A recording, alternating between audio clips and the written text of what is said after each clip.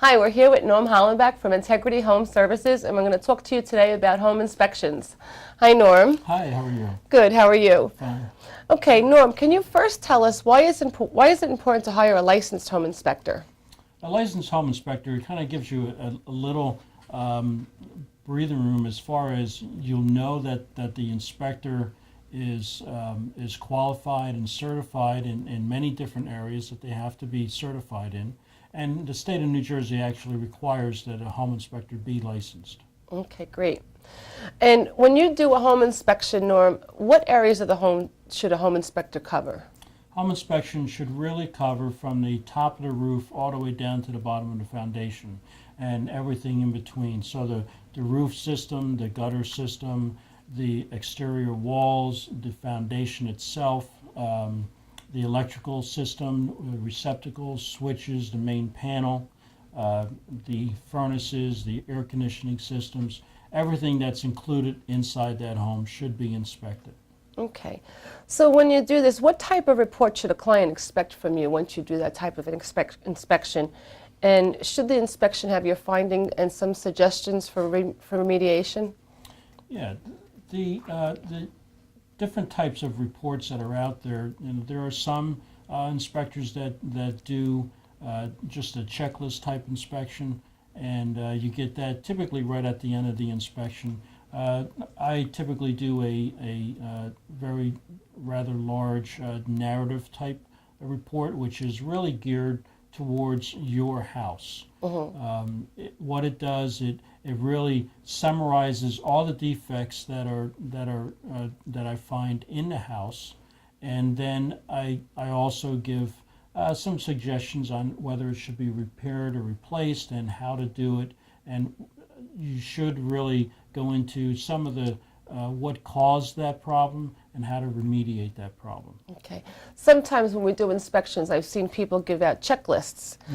What's the drawbacks to getting a checklist from a home inspector? Well, a checklist really doesn't tell you anything that's what's caused the problem and what will be the ramifications from that problem.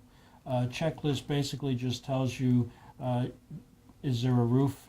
Yes. Is it functional? Yes or no? It really doesn't tell you anything about it. It doesn't tell you the age of the roof, how long the roof lasts, what you can expect from that roof. Right.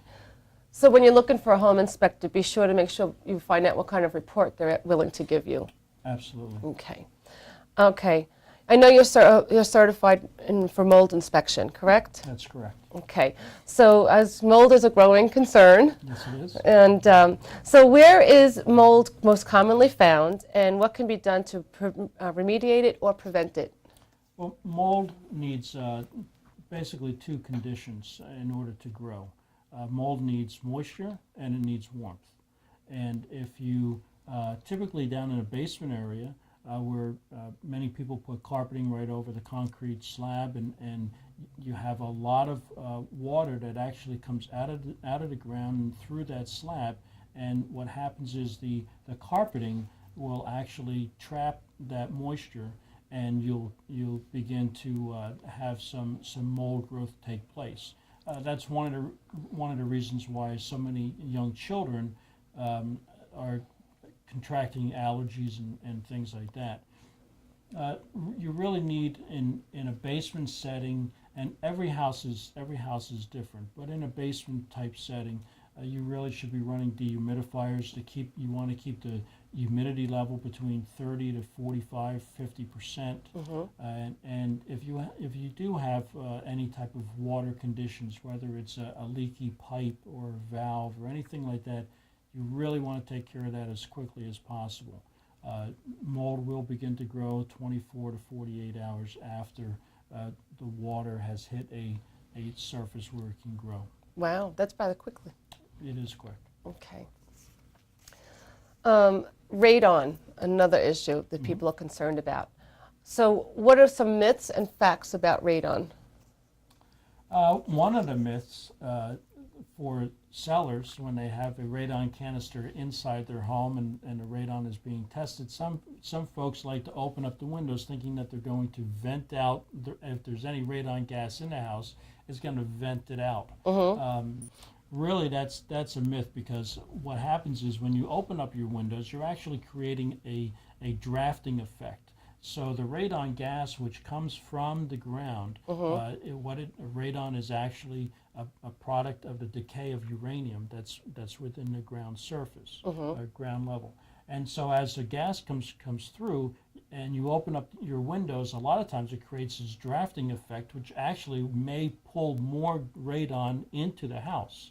And so that's one of the myths of the radon. Okay.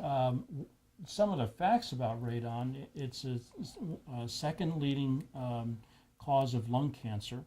Wow. Among people, and also it's something that you really need to remediate, even if you're borderline. The state standard is 4.0 picocuries per liter, and if you're right around that 3.7, 4.2, you really should look into having that remediated.